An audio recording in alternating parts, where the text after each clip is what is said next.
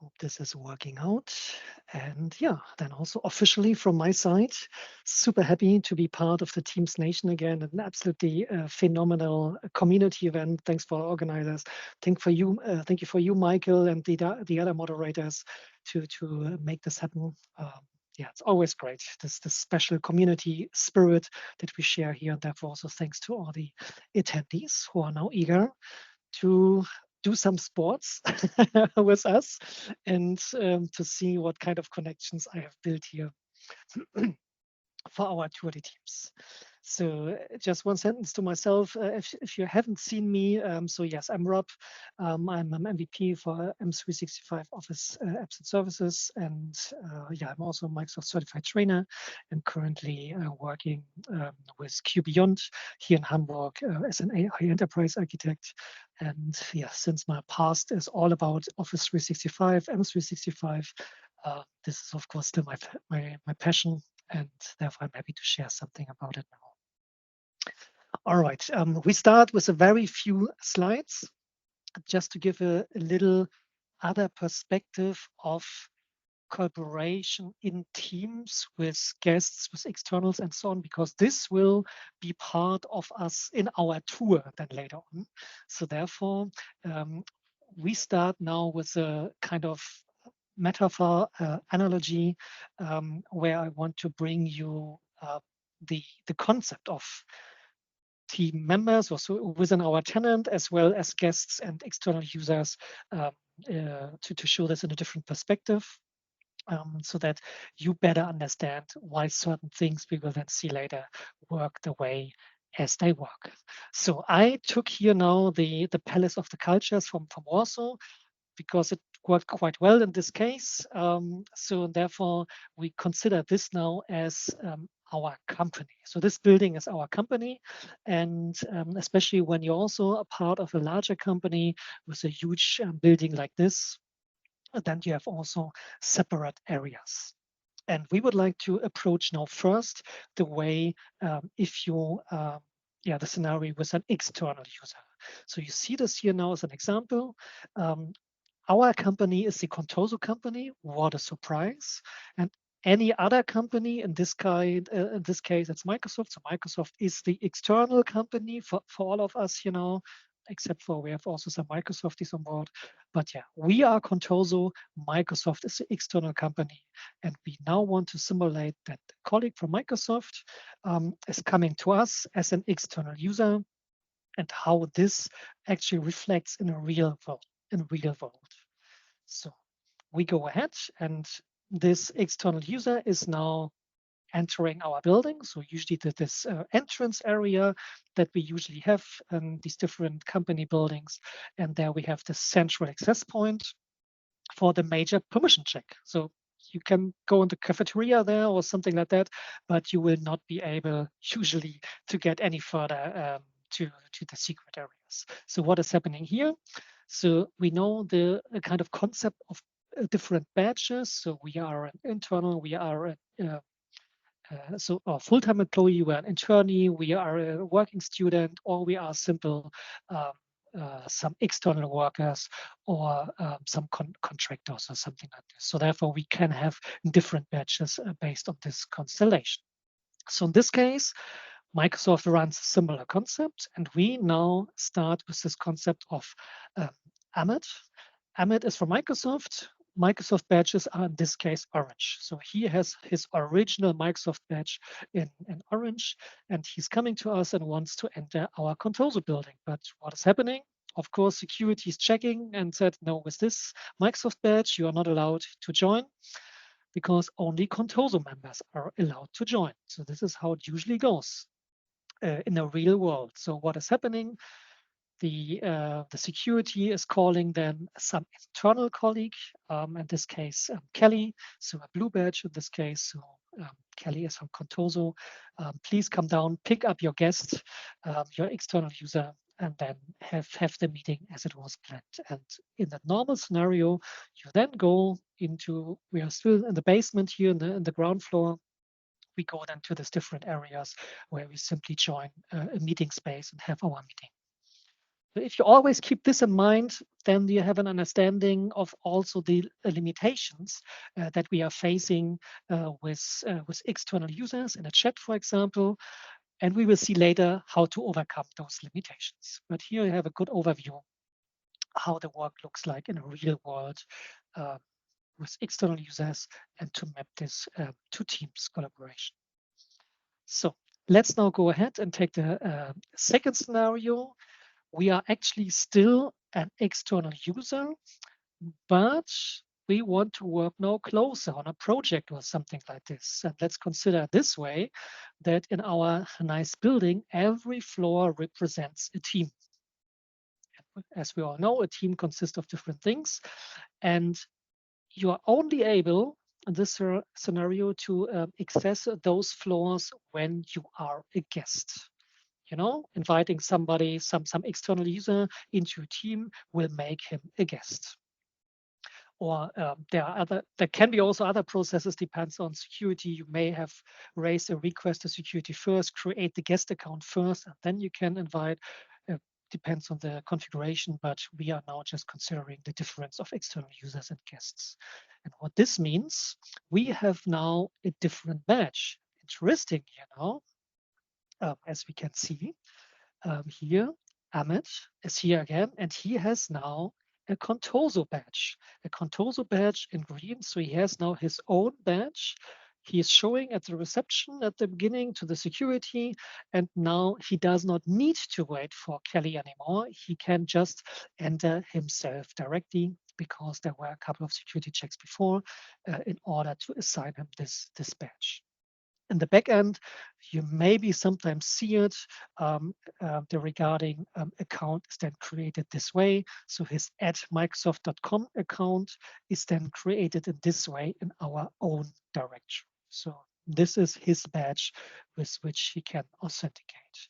And when we then go ahead, so Amit was now driving up with the elevator and reaching the 14th floor in this example. He is reaching the general channel. So this is looking like this. So it's a kind of an open space, really the entrance area where we can also find some Word and PowerPoint documents, or we can simply collaborate in the general channel as well. But it's simply the open entrance space for everyone. And what we can see here in the background also is like a channel 2 and a channel 3 standard channels where the users can then also kind of structure their work conversations, as you know. And last but not least, also to give another um, look out to the real world. So really think about, we are still on the 14th floor, and we just saw the general channel and the other standard channels, which are with glass and always with an open door. But here on this side, we see a black curtain. And this could be just a design gimmick or whatever, or there's maybe really something behind. We don't know. As long as we are not invited to any private or shared channel, we simply just see this curtain or a big portrait or whatever is hanging there. Only if we are invited into, for example, a private channel in the same team, so the same floor, then we see, oh, behind this black curtain, there's also something else. Oh, yeah, if I was invited into private channel 1, then I can see, of course, only private channel 1 and not private channel 2. But this is here just now an example. And same is happening with a shared channel. There's, of course, more in the background for shared channels. I have an own session for that, but here just as a high level to understand the difference of an external user and as a guest user and how this correlate with our real world, considering this is our company building and each team has an own floor. Okay, this was just the preparation. Now let's get cycling. So for 2024, I'm not sure who of you is into these Tour de France thingy or in general into cycling. This is the brand new map that we are going to see. And I would like to ask you now a quick question into the past of the Tour de France. And oh, wait a sec. This should not come up yet. Anyways, I make it then this way.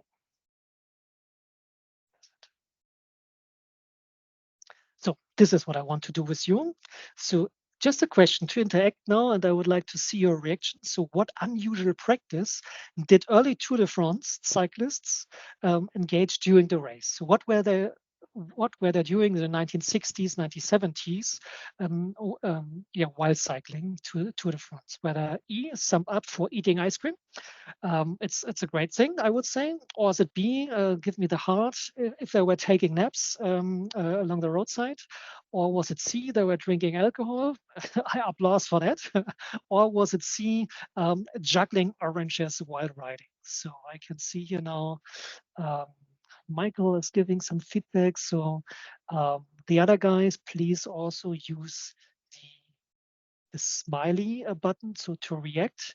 What is your um, what are your thoughts? What has been done in the early Tour de France? Okay.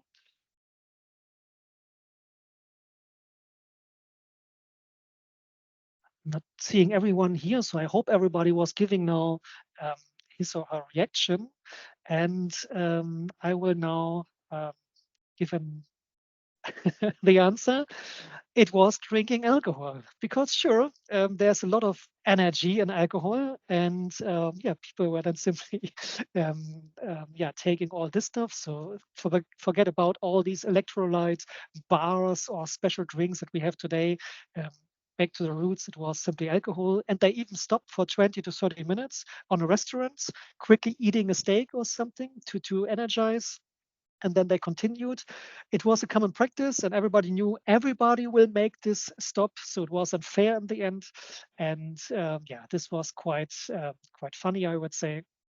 Um, and I heard about that on average, people really drank 2 bottles of wine during the Tour de France. So that's an interesting approach.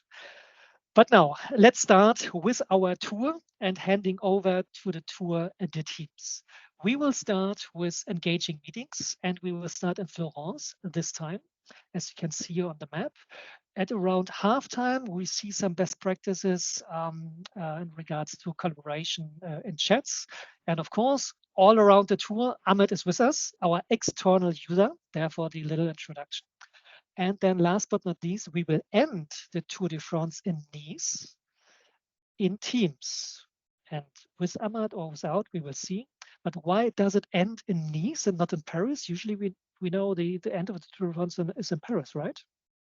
The reason for this year is we also have the Olympic Games at the same time, which will take place in Paris. So therefore, the Tour de France had to find an alternative, and therefore they are ending this year in Nice with the Tour de France. So let's go ahead and we jump over now to my live environment. Okay, the chat if there was anything.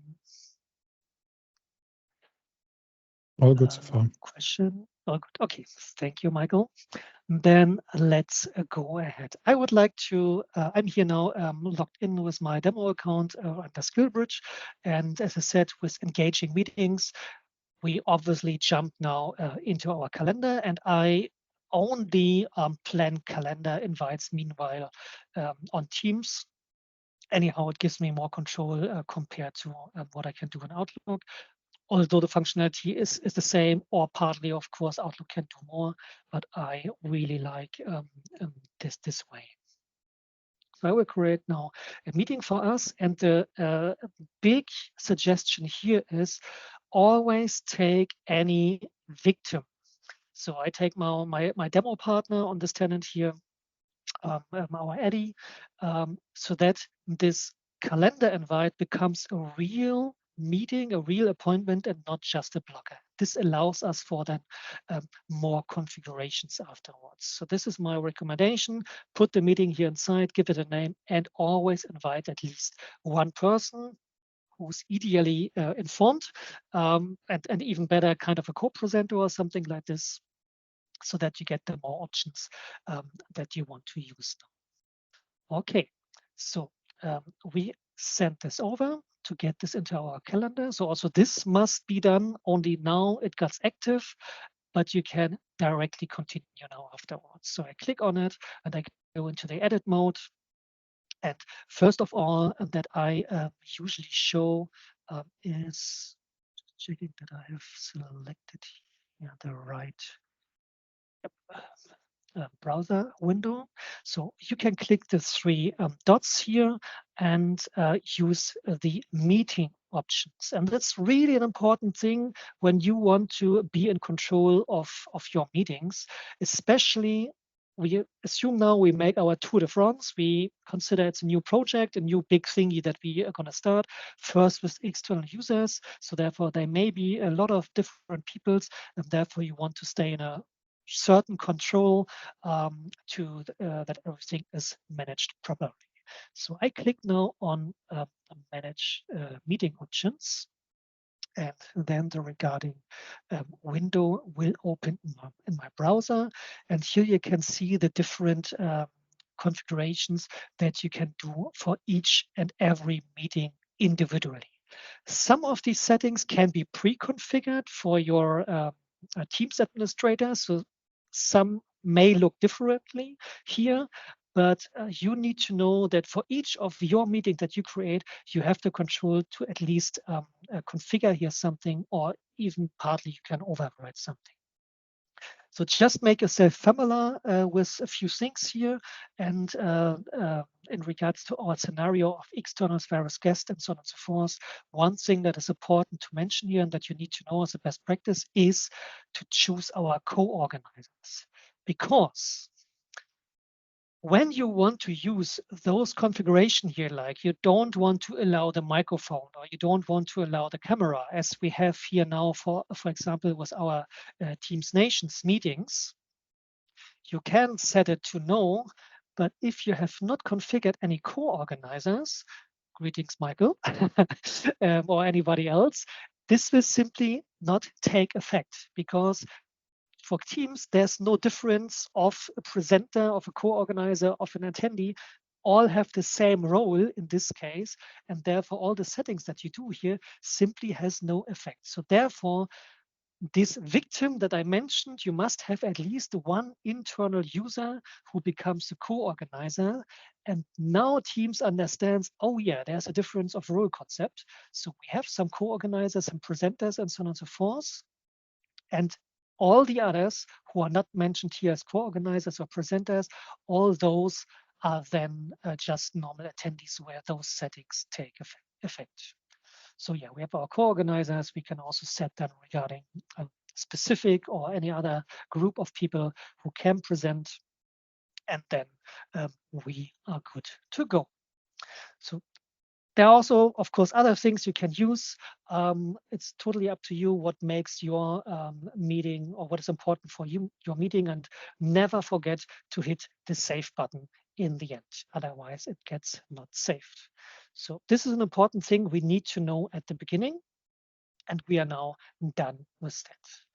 Second thing that I always recommend, depending on what kind of session you would like to have, we always heard about the so-called breakout rooms, and yeah, some Q&As and so on and so forth. But more important, I would say, is the setup of some polls to make it really engaging. And this could be really quick ones.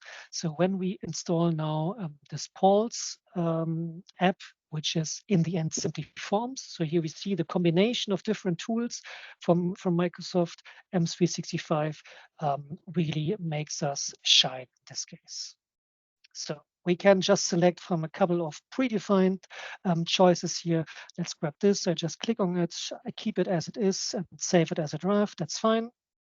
But you can also check if you have any recent polls created, and you can really simply reuse them. So as I said, it's simply forms, and therefore also in your forms environment, you see then also the answers later, even after the meeting, what has been here surveyed. Okay, so the polls, of course, and I will join the meeting shortly to show you how this may look like, also as an organizer. But I recommend, of course, for everyone to try this out with your victim in the call. And last but not least, that I would also say is you can also add a whiteboard. So whiteboards are usually only shared internally. So what happens to Ahmed in this case? We will see. So let's just create a whiteboard here. We can create a whiteboard directly to this meeting, but we can also have any whiteboard actually that you have already created in your whiteboard environment, and yeah, simply prepare now something here. I'm not very creative here right now. Interesting also to know here is you can also add some loop components, which is really nice. Let's do it this way, or even some greater templates. So like here, kind of this big. Oh, it's way larger than the loop component. But you see, you have a lot of templates here that you can use in the whiteboard. So please use it to make your meetings engaging, especially at the beginning of the Tour de France, at the beginning of the project, where you can set then some rules or brainstorm or whatever. This is what you can do. Okay, now let's go ahead. I would like to join now this meeting. Hopefully everything works. To join a meeting in a meeting. Just question, Michael, you're still with me because my video is frozen on the other side? Yes, I'm with you. It's still running, Okay. but the mouse is jumping around, little Yeah, stuttering. as long as you can still hear me and see what I'm showing, then all is good. Then that's fine. So I will now join the meeting and everything should work. So you can still hear me? Yes, yes. You Perfect. just joined the meeting. Perfect. So we are now here, and I will also join a private window from Eddie's side. All right. So, and I'm now here still, it's me, it's Rob, and I can now go ahead and share now my whiteboard. And as you can see, the Teams Nation, which I just created, can now be used, but also any other whiteboards that you have already. And the nice thing here is also in regards to Ahmed, that you can show that the regarding cursor will be followed. Can we see this here now in the background? Take some time to load, but hopefully we can see it now side by side. At least we can see here Eddie now. Eddie should also see my screen, my cursor in this case. And also important, just that I wanted to mention, when you now live shared this whiteboard with everybody who's invited, then you have, and only then, you have this toggle here that also other participants can edit. So only in this scenario, when you are live sharing in a meeting, also with external users, also with Ahmed, only then they are able to also make some additions and to move something back and forth. Otherwise, so after the meeting, the external users will not be able to access this whiteboard anymore. Just need to know.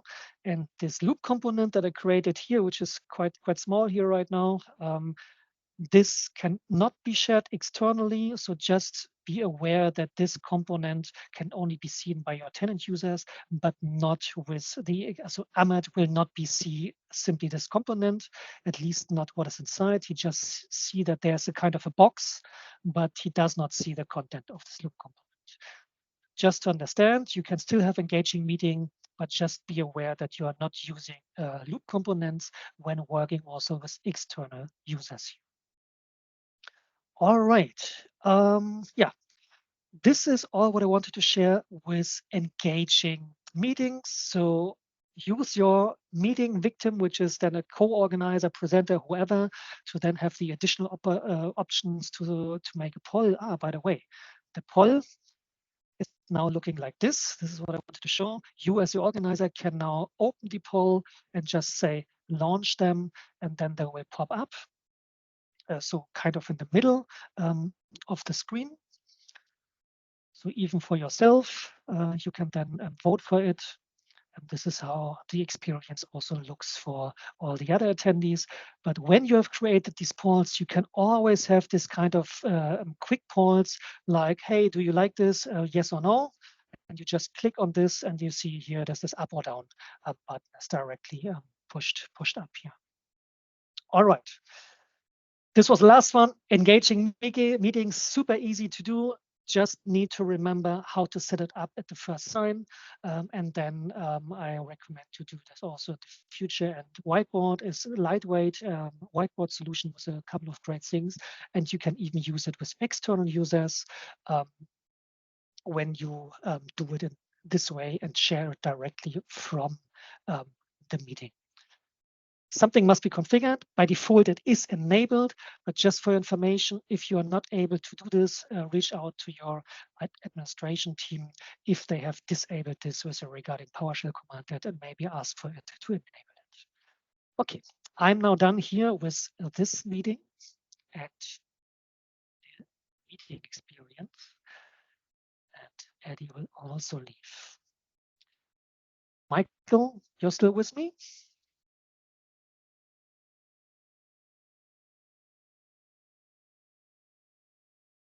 So you're muted, but I hope that this is still the case because at least I can see the meeting is still active on this side. I do see the Teams client in the browser with the chat window. Perfect. This is all what I wanted. As I said, I'm just a little bit worried since my video is frozen, but Yes. this is not important. The screen sharing is important. Okay, cool. Then let's go ahead. We are now on the second etappe, so in the second round, where we want to look into the collaboration, especially also with external users. And here we would like to see what can be done here. So consider saying we are still on the Tour de France on our project, starting with some external users to engage with them and to simply collaborate. So I'm here now already in a chat with with my q.beyond account, as you can see. And usually, as we know, when we now want to collaborate, we can send a text and whatever, and also the emoji, but we cannot upload the file here. Remember why we can't? Because we're in a basement in the ground floor of this building. We are just in a kind of a public little working area. We don't have a cabinet or a shelf or whatever there where we can place it. No, it's there for everyone to share, and therefore we cannot place any files into this little meeting room, so this little chat room. The alternative in this case to also chat properly with our colleagues is like this. So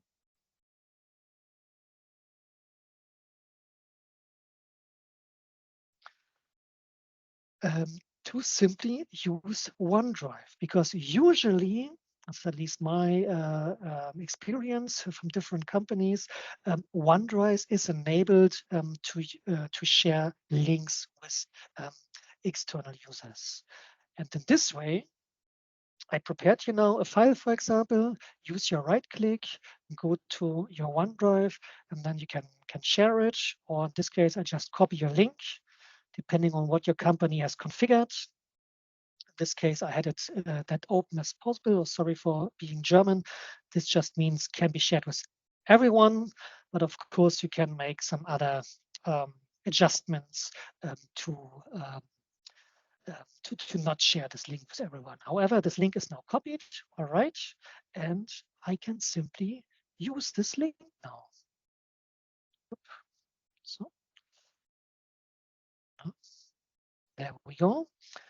And Teams is nice to us already that it even shows me like this, so it understands, it's a PDF file. And now it even looks like this file was directly shared here, although it's actually not pausable with external users. So just keep this in mind that this is, of course, also then the alternative when external sharing via OneDrive is enabled in your company. So that's a cool thingy. And then, of course, the normal best practices of working in chats is, of course, let me jump to my demo colleague here, because here there are some more settings. You can always use the pin functionality if something is important, that you can pin it on the top. So let's say you jump somewhere else and you always can click on it here to find back any important information that was here. So this can be made, for example, in this way. We, for example, has an internal GPT at q.beyond, and in our GPT chat, I have pasted a lot of prompt examples, which I pinned here on top, so that I can then directly jump to it and then just copy paste the prompt that I'm now going to ask our internal GPT to do something for me. So therefore, this pinning is really useful in that case. But also, if you would like to send new messages, there is, of course, the way to have some additional delivery options. This is one thing that I would like to mention to make it important. Just highlight it this way, or you make it super important. You want somebody gets upset with you. You can remind him, bing, bing, bing, every 2 minutes for 20 minutes. Then it's truly urgent. Sometimes it's a case, then use it. I also have seen some companies where this option is disabled, that you only have this option. But if something is really urgent, then use it, but with care, of course. And last but not least, on the chat perspective, should be here in regards to delivery options. There is one nice gimmick. The right click on the send button. Clicking right on it opens the when to send this message. So it should not be sent immediately. I go on vacation, but I want to simulate that I'm still working on vacation, for example, and then I can just schedule this post when it should be sent on Monday the 26th, in this case, at a certain time. And then I can go ahead, I click on continue. So we see now, okay, this is now or will be scheduled. And when I send on this, we see it's not yet sent. Even if you send some other messages here,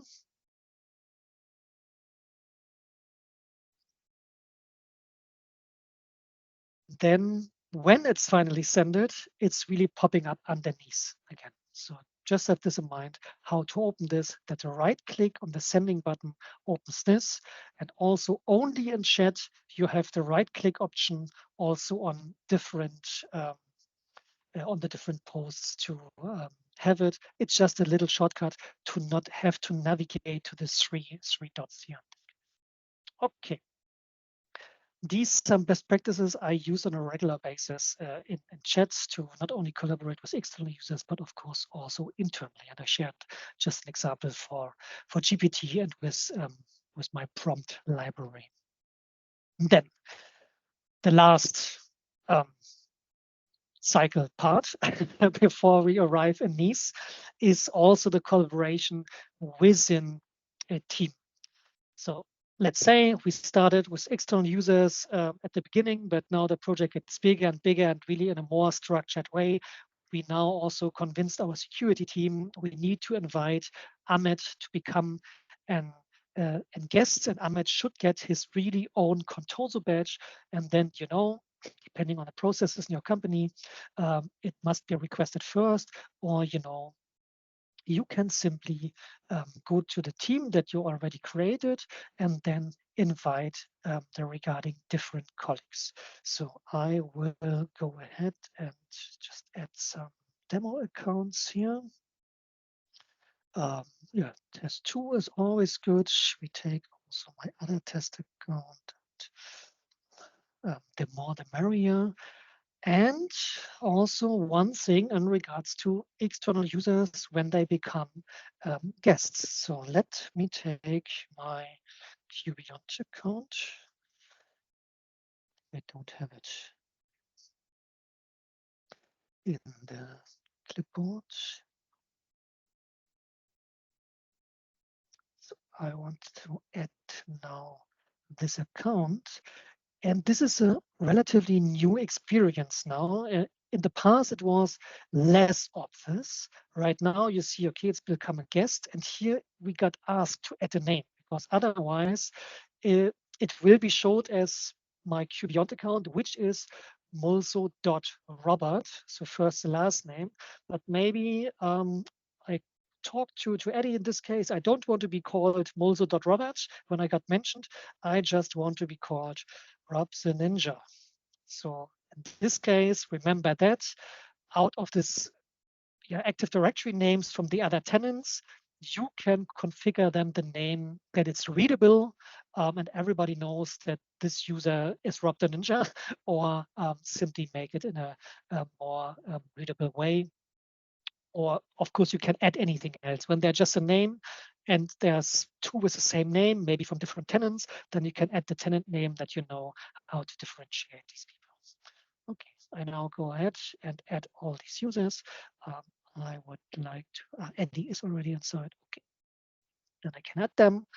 And the reason why I added a couple of more users is simply one totally underrated feature. And this is a feature of using tags. So when you're brand new to a team, you click on the three dots to a team, you can manage tags.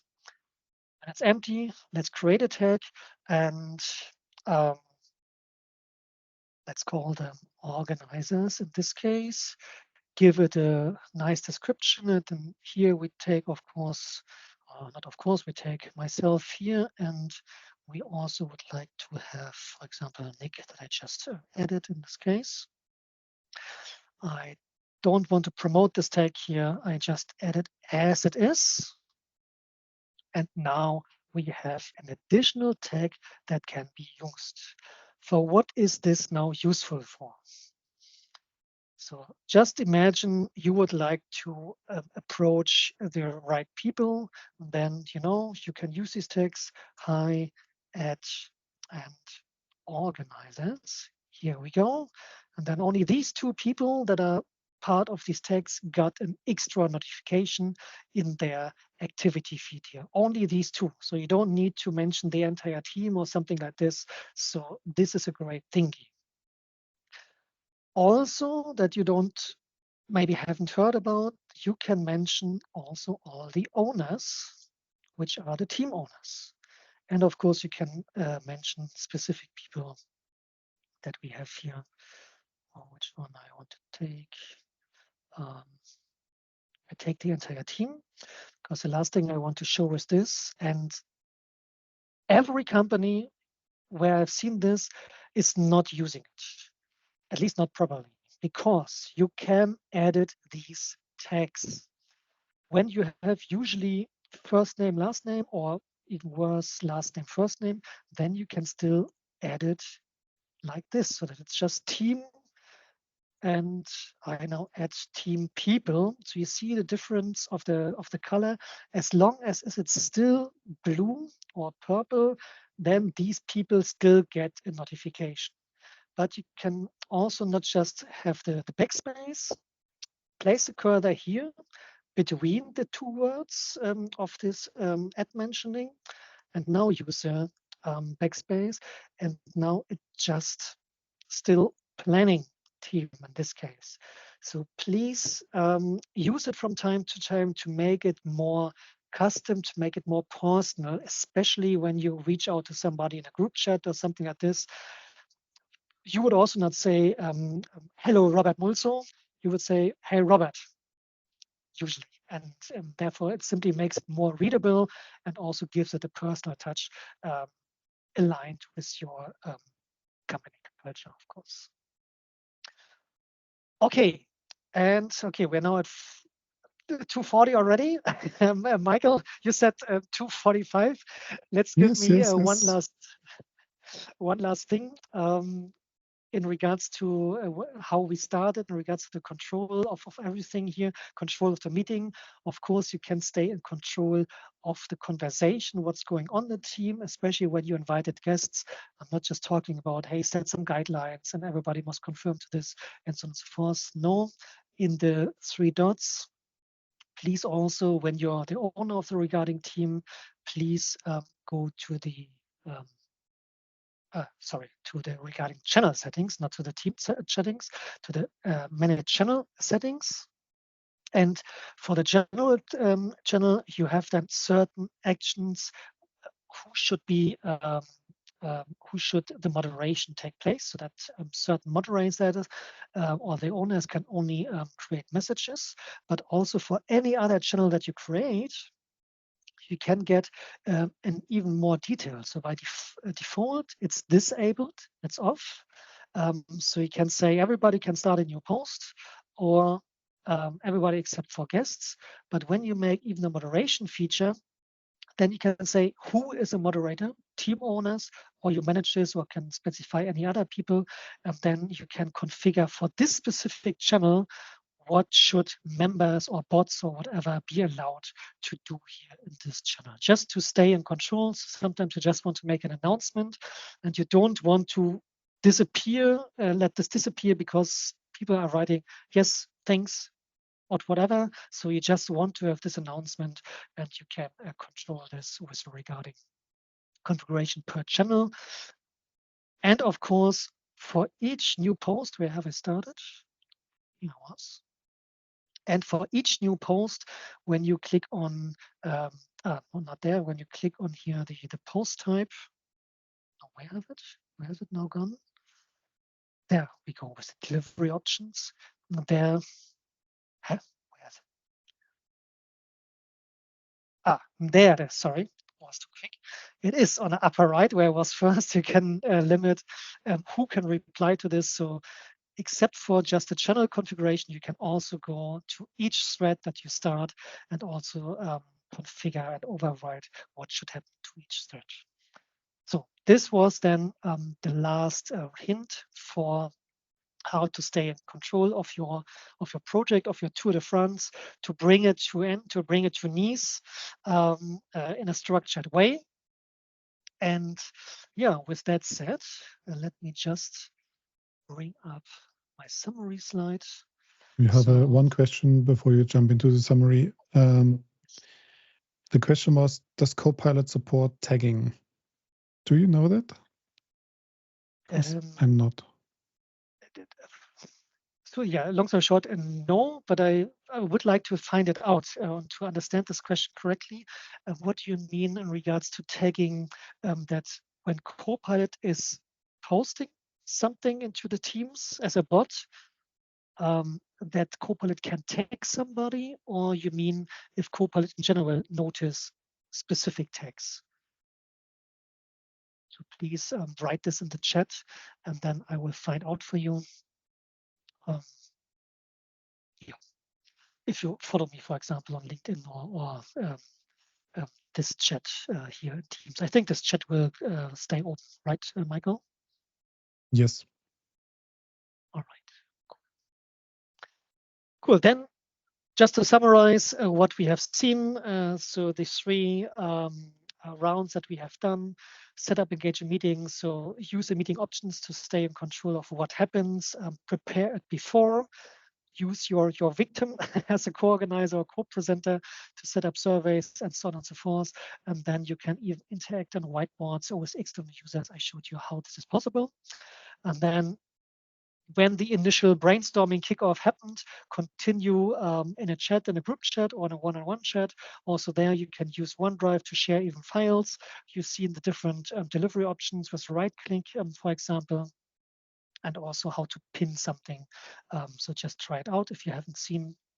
And last but not least, we have also seen how to collaborate with confidence within the team, use the tags and edit these tags to make it more confident and personal, more readable. Yeah, control the conversations, and of course, yeah, stay up to date what's going on. And with that said, yeah, of course, last thing is, yeah, stay hydrated. And if you liked what you have seen, please rate this session, rate the entire conference. As I said, these community conferences are always great. I love it to be here. Thank you for participation, and yeah, wish you a very great rest of the conference and great other sessions.